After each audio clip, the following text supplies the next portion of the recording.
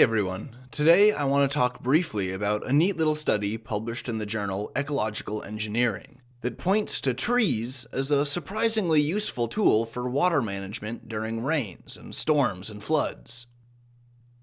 The researchers first describe how trees are a common feature in many urban landscapes, growing in neat orderly rows along the sidewalk or along a roadway, or in a park or wherever else. Besides providing an aesthetic environment for city dwellers to enjoy, it has psychological benefits too. Being exposed to the vibrant green of healthy plants, of being exposed to nature, has been shown to have calming, anti-anxiety effects on people. But the utility of these plants isn't just psychological. The trees have to grow in soil, which in the city typically involves the creation of tree pits.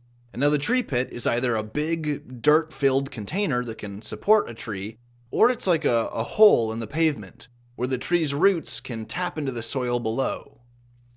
These tree pits, including both the soil and the water-thirsty roots of the tree, can absorb and hold a lot of water. In their study, they analyzed 40 tree pits around New York City, taking note of qualities like the size of the tree and the tree pit, the presence or the absence of a tree guard that protects its lower trunk, the elevation of the soil relative to the sidewalk, and all sorts of other such variables.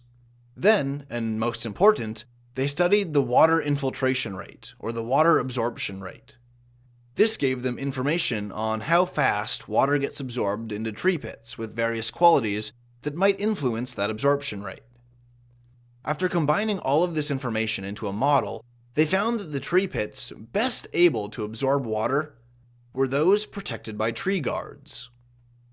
Now, this is one of those things that might seem surprisingly obvious in hindsight, which is why scientific inquiry can often lead you to these kinds of realizations that are so clear and straightforward, you just have to laugh at how you didn't see it before. In this case, the tree guards simply protected the soil around the tree from being stepped on by pedestrians. It protected the surface layers of the soil from being trampled, and thus condensed into a tight upper crustal layer. When this happens, the soil particles they're too tightly condensed to let water pass through easily, so rainwater tends to just rest on the surface. Now in contrast, the tree pits that did have guards had relatively uncompacted soil, and so they had very good drainage that could rapidly absorb water during rains or floods.